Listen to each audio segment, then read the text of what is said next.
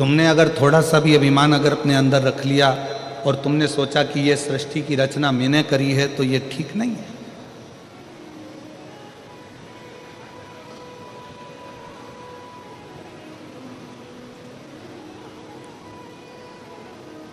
जैसे ब्रजगोपाल जी भूतड़ा जी ने अपने शब्दों में एक बात कही कि गुरुजी ये इतना विशालतम जो कथा हो रही है, ये कथा कोई मैं नहीं करा रहा हूँ, ये कथा कराने वाले तो हमारे देवादिदेव महादेव भगवान महेश, भगवान शिव और हमारे पूर्वज हैं।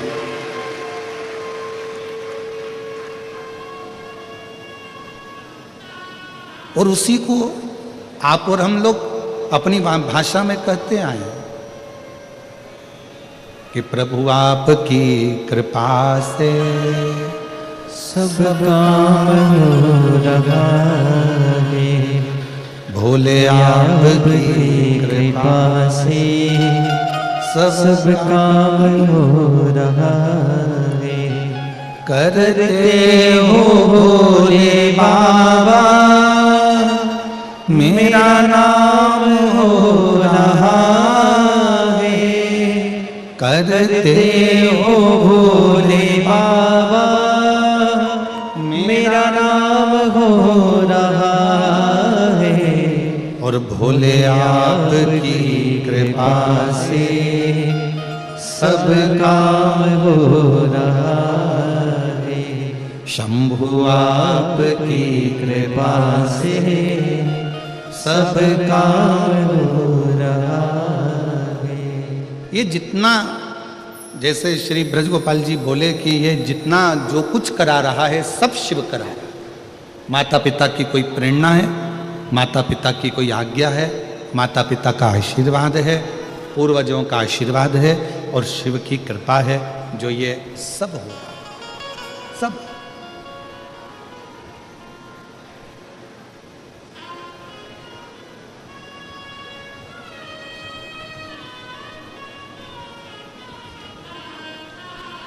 और ब्रजगोपाल जी हम कहें अपनी भाषा में कि हमारे हिसाब से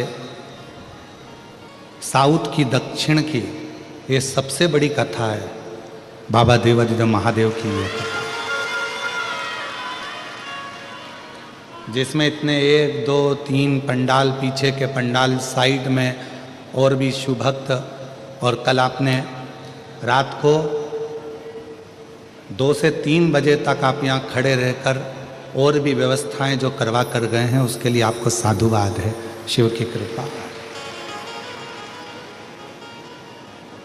ये शिव की उदारता है।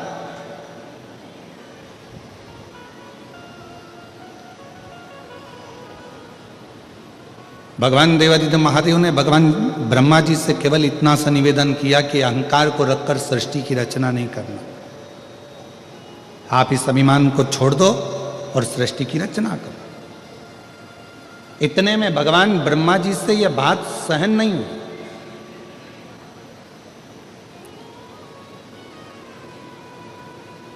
आज के ज़माने में अगर किसी को समझाया जाए ना, तो दुनिया के लोग समझते हैं कि ये हमको ही क्यों समझा रहा है। एक बहू अगर सासू जी से कह दे कि माँ अब तुम्हारा बुढ़ापा आ गया है, शरीर काम नहीं कर रहा है, शरीर में रोग आ गया है, भगवान का भजन करा करो, फालतू की बात मत करा करो, तो सांस रूठ जाती है। तो यही चाहती है कि मैं मर जाऊं। हालांकि बहू ऐसा नहीं करे, बहू तो इतनी सी बात कर रही है कि मम्मी अब ये सब लौकिक बातें, सब व्यर्थ की बातें, ये सब व्यर्थ चीजें तो तुम छोड़ो।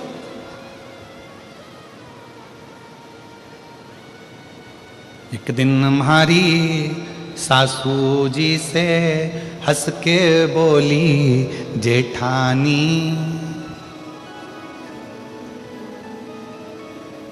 और राम नाम को सुमिरन कर लो, 2 दिन की है जिंदगानी। अब जिस दिन से जेठानी जी ने यह कहा कि 2 दिन की जिंदगानी है, राम नाम का सुमिरन कर लो, उस दिन से जेठानी का मुंह ही नहीं देखा सास।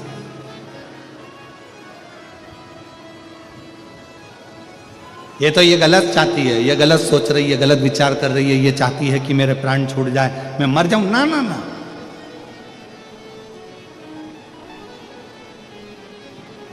बहू ये नहीं चाहती, बहू तो चाहती है कि आप खूब जियो। बस इतना सा निवेदन है कि संसार की लौकिक बातों को छोड़कर, संसार की बातों का स्मरण ना करते हुए भगवान देवादिदेव महादेव की बात का स्मरण करें। राम नाम, कृष्ण नाम, शिव नाम, नारायण, जिसको तुम भज सकते हो, जिसका तुम स्मरण कर सकते हो, उसका स्मरण करो।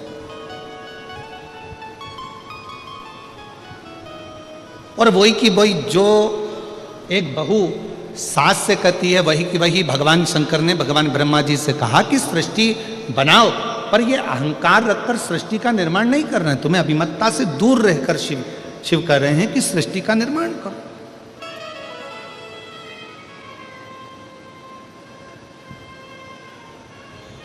सहन नहीं हुआ ब्रह्मा जी से, और ब्रह्मा जी से जब सहन नहीं हुआ तो ब्रह्मा जी रुष्ट होकर सीधे भगवान विष्णु जी के पास में पहुंच गए। और भगवान नारायण आराम से शेषनाग की सैया पर लेटे हुए थे। लक्ष्मी जी चरण दबा रही थी उनके।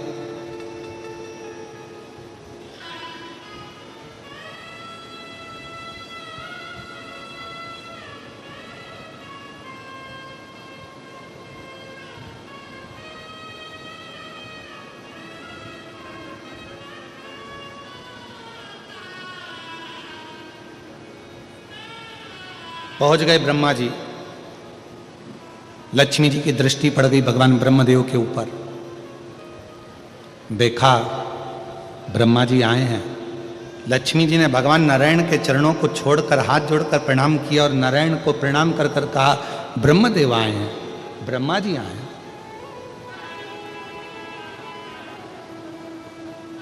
ब्रह्मा जी? हाँ। भगवान विष्णु उठे, ब्रह्मा जी ने प्रणाम किया भगवान नारायण को, नारायण ने प्रणाम किया भगवान ब्रह्मा जी। कितनी सुंदर बात है।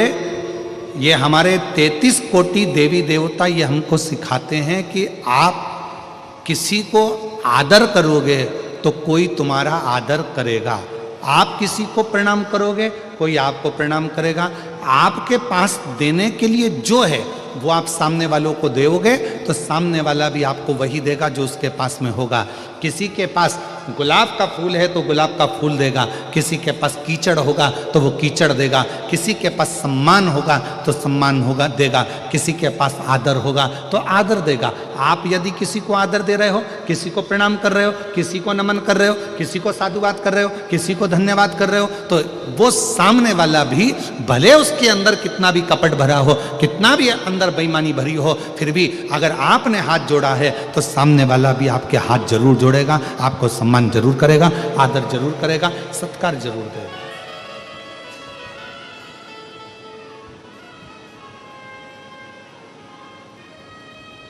आपके पास देने के लिए क्या है ये आपके ऊपर निर्भर करता है।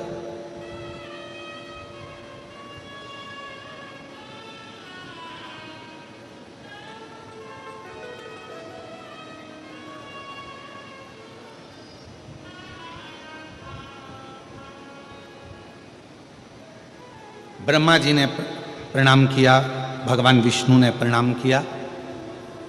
भगवान नारायण ने पूछ लिया ब्रह्मा जी से कि किस कारण से आपका आगमन हुआ है, क्यों आए हो, क्या हो गया, किस लिए आना हुआ। तब ब्रह्मा जी ने कहा कि सृष्टि की रचना मैं कर रहा हूं।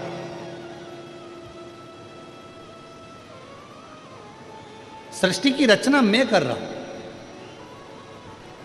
भगवान विष्णु समझ गए जहां पर मैं का संबोधन आ जाता है, जहां पर मैं का संबोधन लग जाता है, फिर वहां अहंकार आकर विराजमान हो जाता है।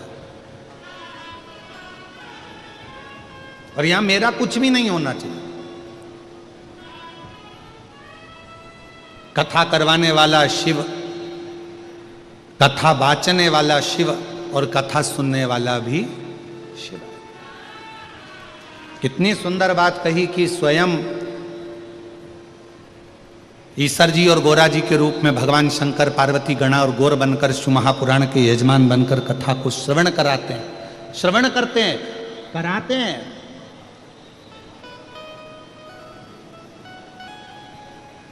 स्वयं शिव।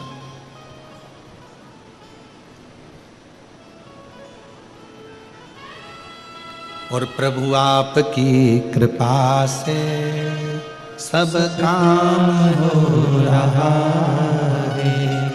भोले आपकी कृपा से सब काम हो रहा है।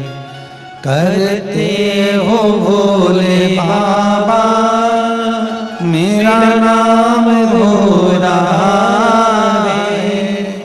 करते हो भोले बाबा मेरा नाम हो रहा है।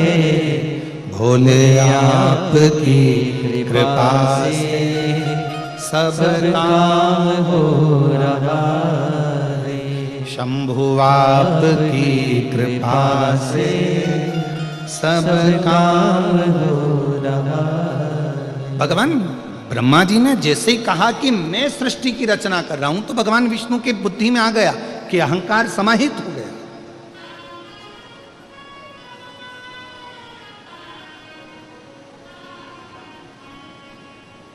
एक पंखे में 3 पंखड़ियां होती हैं। अब आजकल का फैशन हो गया तो 4 पंखड़ी का भी पंखा हो गया, पर शुरू से बचपन से अगर आपने देखा होगा तो कितनी पंखड़ी का पंखा होता है? जम के बोलो जरा। 3 का। और 3 पंखड़ी का ही पंखा घूमता रहता है, तो पंखड़ियां घूमती रहती है, घूमती रहती है, घूमती रहती है। कभी विचार करा कि 3 पंखड़ी का ही पंखा क्यों हुआ? ये 3 पंखड़ियां ही क्यों घुमाई जाती है? तो कहा बचपन, जवानी, अधेड़ी और बुढ़ापा, ये 4 जिंदगी की पंखड़ियां हैं, पर इसमें ये 3 पंखड़ी जो है ये ही घूमती हैं। बचपन खूब घूमता है, जवानी खूब घूमती है और अधेड़ी घूमती है। चौथे नंबर की जो पंखड़ी है ना, वो तो लटकी की लटकी रहती है, क्योंकि उसको मालूम है अपना घूमने का समय नहीं, अपना तो ठहरने का समय है और जिंदगी को साधने का समय। एक बचपन की जिंदगी ऐसी होती है, चलो बैग उठाओ, स्कूल जाओ, घर आए, वापस ट्यूशन जाओ, चलो कोचिंग जाओ, यहाँ आए वहाँ आए, चलो रोटी खाओ, भोजन करो, ये करो वो करो। और माँ अपने बच्चे को और माता पिता अपने बच्चे को दिन भर घुमाता रहते हैं। बचपन पूरा खत्म हो जाता है, जवानी आती है, फिर दिन भर घूमना फिरना, ये काम वो काम और कमाना करना, ये सारे काम में लगना पड़ता है। विवाह हो जाता है, शादी हो जाती है, गृहस्थी का बोझा माथे पर चढ़ जाता है। फिर आ जाती है अधेड़ी। अधेड़ी में बहन के घर मायरा भरना है, फिर वहाँ जाना है, ये काम करना है, बच्चों की शादी करना है, उसका ये फंक्शन करना है, उसका वो फंक्शन करना है, कहीं बुआ जी के यहाँ जाना है, कहीं सारे संबंध निभाना है, सारी रिश्तेदारी निभाना है। बड़ा निभा कर चलना पड़ता, बड़ा निभा। और हम आप सबके सामने इस हैदराबाद की पवित्र भूमि पर एक बात कहना चाहेंगे, जिसके घर में बुजुर्ग रहते हैं ना, तो छोटे अपनी जिंदगी को बड़ी एंजॉयफुल जीते हैं। याद रखना, बढ़िया एंजॉय से, बड़े खुश होकर जीते हैं।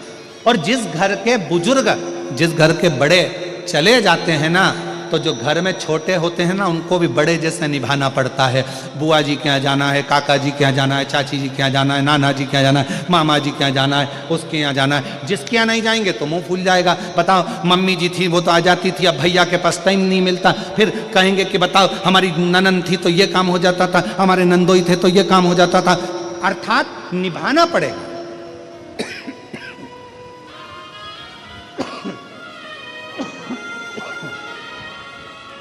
बहुत निभाना पड़ेगा।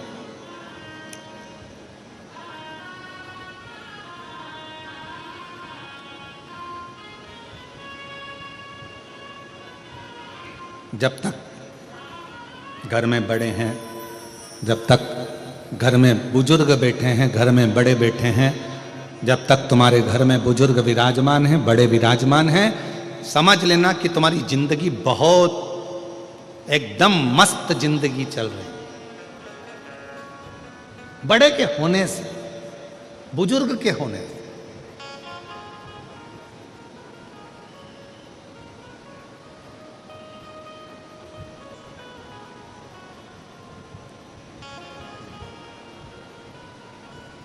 भीतर का मैं मेरा अहंकार, अभिमान, अहम दूर भगा। 3 पंखड़ियां पंखे में हैं, वो घूम रही हैं। बचपन घूम रहा है, जवानी घूम रही है, अधेड़ी घूम रही है। बुढ़ापा स्थिर है, रुका हुआ है।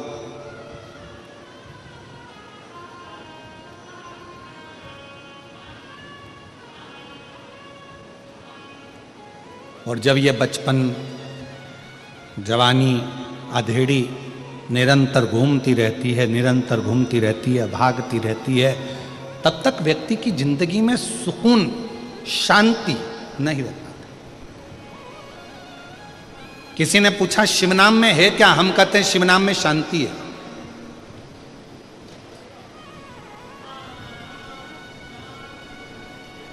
जब मन बड़ा उदास हो जाए, एकदम मन में अशांति आ जाए और मन बड़ा विचारणीय परिस्थिति में पड़ जाए, कहीं किसी के ताने, किसी के अपशब्द, किसी की गालियां, किसी के आड़े टेढ़े शब्द तुम्हारे कानों में बार बार चुभ रहे हो, बार बार बुद्धि में आ रहे हो, उस समय पर 2 क्षण मौन होकर नंदी के पास बैठकर श्री शिवाय नमस्तुभ्यम जम के बोलो, श्री शिवाय नमस्तुभ्यम का स्मरण करो।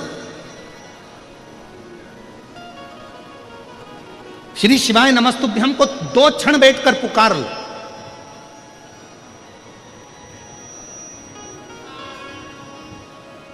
और श्री शिवाय नमस्तुभ्यम, श्री शिवाय नमस्तुभ्यम, श्री शिवाय नमस्तुभ्यम, श्री शिवाय नमस्तुभ्यम, श्री शिवाय नमस्तुभ्यम, श्री शिवाय नमस्तुभ्यम। 2 क्षण बैठो शिव की साक्षी में, भगवान शंकर की साक्षी में, और 2 क्षण में भगवान शंकर के स्मरण को, पंचाक्षर मंत्र नमः शिवाय, षडाक्षर मंत्र ओम नमः शिवाय, या फिर श्री शिवाय नमस्तुभ्यम मंत्र का उच्चारण एकदम आनंद के साथ करना प्रारंभ करो। धीरे धीरे धीरे धीरे मन की शांति अपने आप आना प्रारंभ हो जाए। और यहां तक शिव महापुराण की कथा कर रही है।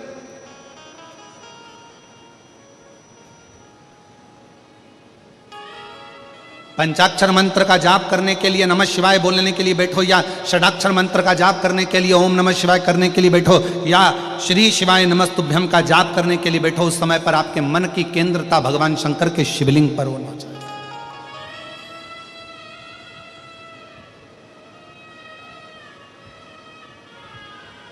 आपके मन का चिंतन पूरा शिवलिंग की ओर होना चाहिए। भगवान शंकर के शिवलिंग के ऊपर जो घड़ा रखाता है, जलधार रखाती है, वो 3 उसमें टेकियां होती हैं, 3 पाए होते हैं। कितने पाए होते हैं? 3। ब्रह्मा, विष्णु, महेश। जल का घड़ा, उसमें से एक एक बूंद जल नीचे गिर रहा है, अर्थात वो जल बता रहा है कि ब्रह्मा, विष्णु और महेश ये तीनों एक हैं, इसमें कोई भेद नहीं है। आप ब्रह्मा जी की अगर निंदा कर रहे हैं तो समझ लें शिव की निंदा हो रही है। आप शिव की निंदा कर रहे हैं, समझ लें भगवान नारायण की निंदा हो रही है। नारायण की निंदा कर रहे हैं, समझ लें भगवान शंकर की निंदा कर रहे हैं। ये तीनों सम हैं, क्योंकि इसमें एक एक बूंद जो जल गिर रहा है, यह हमें बता रहा है कि ब्रह्मा, विष्णु और महेश, इन तीनों में कोई भेद नहीं है। इसलिए शिव जी की आरती में भी यह प्रसंग आता है, ब्रह्मा विष्णु सदाशिव जानत अविवेका, भोले जानत अविवेका, प्रणवाक्षर के मध्य ओम अक्षर के मध्य यह तीनों एका, ओम जय शिवा ओंकार, तीनों एक, इसमें भेद नहीं है। हम भगवान में भेद कर कर बैठे हुए हैं। किसी ने कहा भगवान में, यहाँ तक शास्त्र कहता है शिव महापुराण की कथा यदि मन पड़े तो एक बार भगवान शंकर की सारी पुराणों का अध्ययन करिए। कभी कूर्म पुराण का अध्ययन करो, कभी ब्रह्म विवर्त पुराण का अध्ययन करो, कभी नर्मदा पुराण का अध्ययन करो, कभी लिंग पुराण का अध्ययन करो, कभी नारद पुराण का अध्ययन करो, कभी विष्णु पुराण का अध्ययन करो। सारी पुराणों का अध्ययन करोगे तो उस अध्ययन में निकलेगा कि ये तीन, इनमें कोई भेद नहीं, ये तीनों एक हैं। संसार के लोगों ने अपने लिए इनमें भेद उत्पन्न कर दिया कि ये बड़े वो छोटे, ये छोटे वो बड़े। संसार के लोग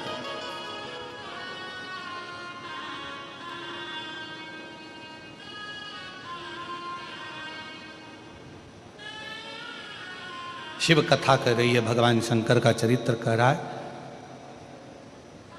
शिव महापुराण की कथा कर रही है। ब्रह्मा जी का थोड़ा सा अभिमान देखा और ब्रह्मा जी ने कहा कि मैं सृष्टि की रचना कर रहा हूं। मैं भगवान विष्णु देखकर सुनकर स्तुप्त बोले नहीं।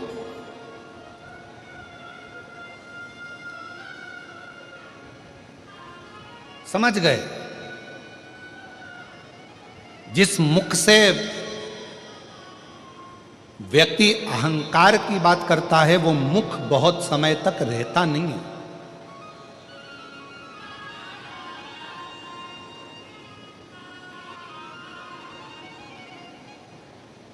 और ये प्रसंग आप लोगों ने हमेशा सुना होगा कि देवऋषि नारद ने भी अहंकार कर लिया था तो देवऋषि नारद को भी बंदर का मुख लगा था। फिर एक प्रसंग सुना होगा कि माता सती के पति शिव हैं और रति के पति कामदेव हैं। साड़ू भाई हैं दोनों। पर एक दिन कामदेव ने रति से शिव जी के लिए अपमानजनक शब्द कह दिए। और जब अपमानजनक शब्द भगवान देवाधिदेव महादेव के लिए कहे गए, भगवान शंकर के लिए बोले गए, तब रति उस स्थान पर मौन होकर चुप होकर सुनती रही। पर रति के नयनों से नीर बहता,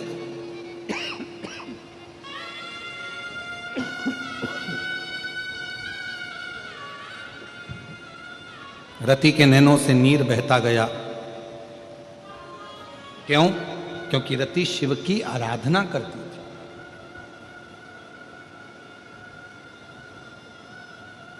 रति भगवान शंकर की आराधना में डूबी रहती थी, इसलिए उसके नैनों से केवल नीर बह रहा था, केवल अश्रु।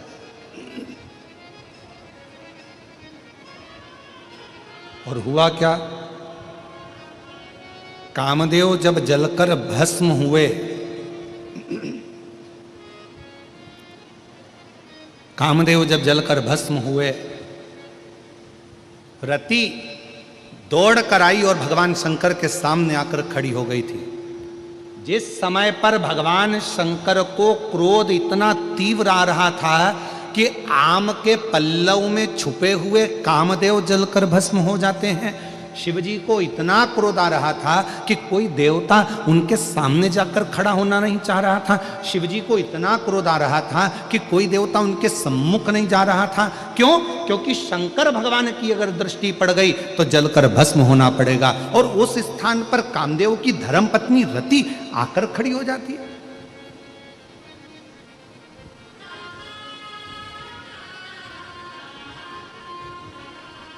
रति के पास ये बल कहां से आया?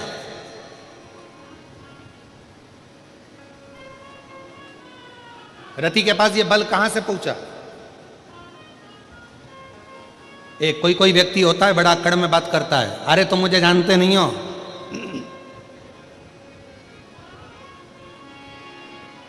कई माताएं होती हैं जो दरवाजे पर आने पर भी फोन लगाऊं कि अब भी हाल, मुझे तो इसी गेट से अंदर जाना है, चाहे कुछ भी हो जाए, मैं तो इसी गेट से जाऊंगी, जा लगाऊं क्या फोन अब भी यार?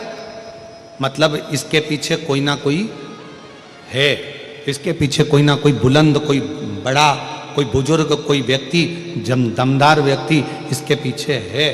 इसीलिए ये इतने अकड़ में, इतने क्रोध में, इतनी बल में बात कर रही।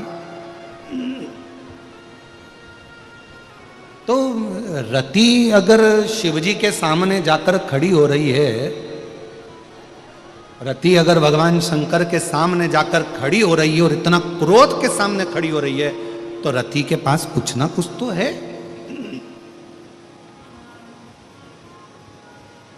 क्या है रति के पास? क्या करती थी रति? कहा रति अपने बचपन से ही, बाल्यावस्था से ही शिव की आराधना करती थी, शंकर की आराधना, शिव की आराधना। और रति का एक नियम था, पार्थिव लिंग का निर्माण करना, उसकी पूजन करना और पार्थिव लिंग पर जल समर्पित कर कर उस जल का प्रोक्षण, उस जल को अपने ऊपर छींटना। शिव महापुराण के अगर आप वायव्य संहिता को पढ़ेंगे और अगर लिंग पुराण को पढ़ेंगे तो उसमें वर्णन आता है कि यदि शंकर भगवान के मंदिर में जाकर यदि आपने शंकर जी को जल चढ़ाया, आचमन नहीं भी करा, चढ़ा हुआ जल नहीं भी पिया, तो शिव जी पे चढ़ा हुआ जल यदि आप अपने मस्तक पर छिड़क लेते हैं तो एक अलग से बल आपके अंदर आ जाता है, एक अलग से बल। और वो बल साधारण नहीं होता। फिर आप जैसे कहते हैं कि विष्णु भगवान के कवच को धारण कर लिया कर्ण ने, फिर किसी ने कहा कि शंखचूर्ण ने कवच धारण कर लिया था, फिर किसी ने कहा जलंधर ने कवच धारण कर लिया था, फिर किसी ने कहा इसने कवच धारण कर लिया था। कवच कलिकाल में, कलयुग में कवच कौन सा है? तो शिव महापुराण की कथा में, लिंग पुराण की कथा में, नर्मदा पुराण की कथा में आता है कि शंकर भगवान पर जब जल चढ़ाया जाए और वो जल जब हम अपने शरीर पर छींट लें तो समझ लेना कि आपने भी शंकर का एक कवच अपने ऊपर धारण कर लिया। अब आप कहीं संकट में पड़ नहीं सकते।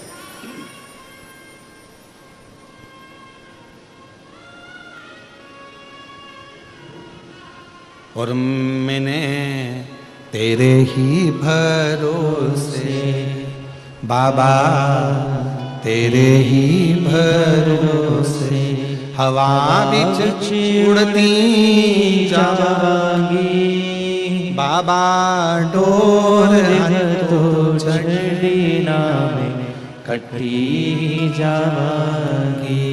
भोले मैं तेरी पतंग, शंभू मैं तेरी पतंग, हवा बिच उड़ती जावांगी बाबा, डोर तो चढ़ना में कटी जावांगी। शिव महापुराण की कथा कहती है, रति जिन शंकर भगवान ने कामदेव को जलाकर भस्म कर दिया, उनके क्रोध की ज्वाला के सामने 33 कोटि देवता में से कोई देवता सामने जाकर खड़ा नहीं होता, क्योंकि सबको मालूम है कि जलकर भस्म हो जाना है। केवल अकेली रति शिव जी के सामने जाकर खड़ी हो जाती है और उनकी तेज क्रोध की ज्वाला के सामने रति खड़ी हुई है।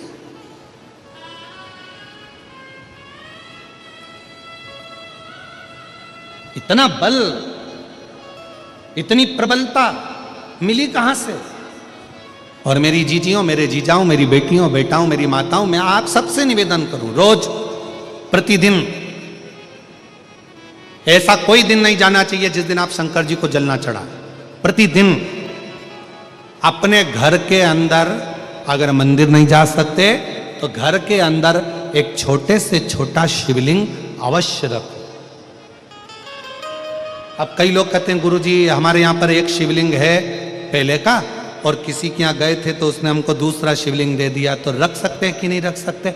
शिव महापुराण की कथा कहती है घर में एक नहीं 1000 भी अगर शिवलिंग है तो वो कभी दोष नहीं देते, कभी कष्ट नहीं देते, कभी परेशानी नहीं देते। और फिर कोई कहता है गुरुजी हमारे घर में जो शिवलिंग है वो बीच में से खंडित हो गया, टूट गया, शिवलिंग टूट गया गुरुजी, उसका कोई दोष लगेगा क्या? शिव महापुराण की कथा कहती है अगर तुम्हारे घर में पुराना शिवलिंग है, तुम्हारे घर के अंदर अगर कोई शिवलिंग है और अगर वो बीच में से टूट गया 40 टुकड़े हो गए, 50 टुकड़े हो गए, 2 टुकड़े हो गए, 10 टुकड़े हो गए, तो भी शिवलिंग कभी खंडित नहीं माना जाता, वो अखंड ही माना जाता। शिवलिंग कभी खंडित नहीं माना जाता।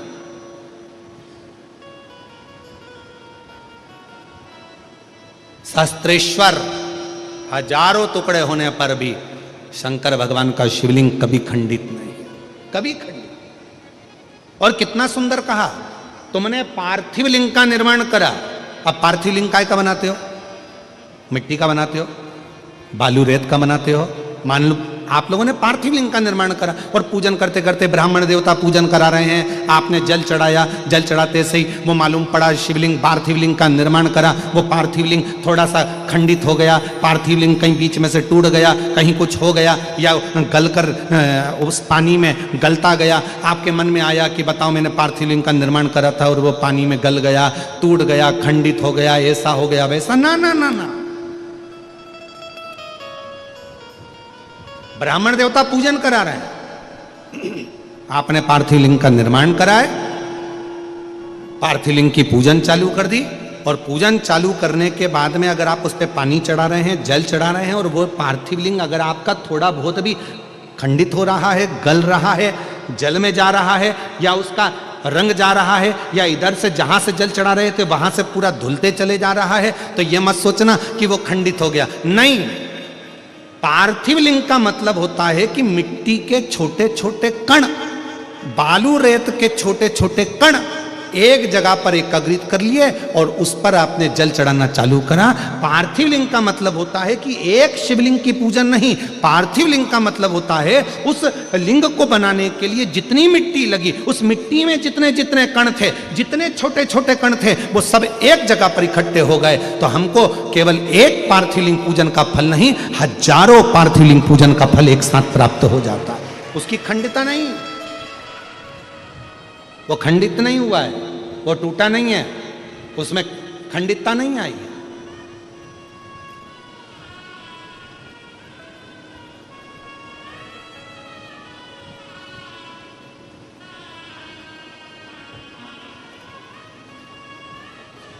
ब्रज भैया, अभी आप भी पार्थिव लिंग बना रहे होंगे।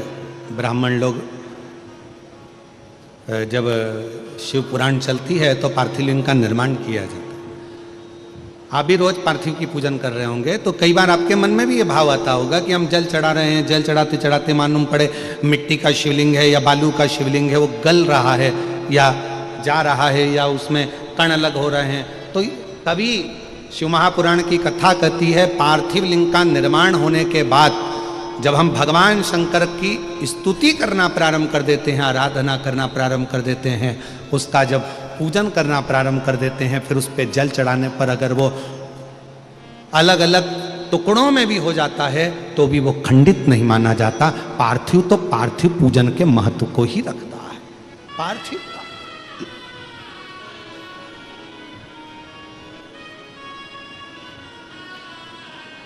और शंभु शरण पड़े मांगो घड़ी रे घड़ी, दुख काटो दया करी न दर्शन आपो।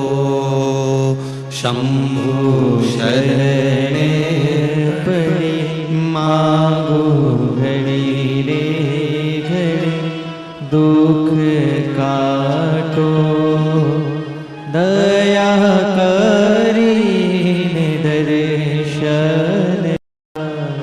ओ शंभु शरण पड़े मांगो घड़ी रे घड़ी, दुख काटो दया करी न दर्शन आपो। शंभु शरण पड़े सब बोलिए, मांगो घड़ी रे घड़ी, दुख काटो दया करी दर्शन आपो। पार्थिव रति शिव जी के सामने खड़ी है, इतनी क्रोध की ज्वाला के सामने, इतना क्रोध सामने और पार्वती खड़ी है।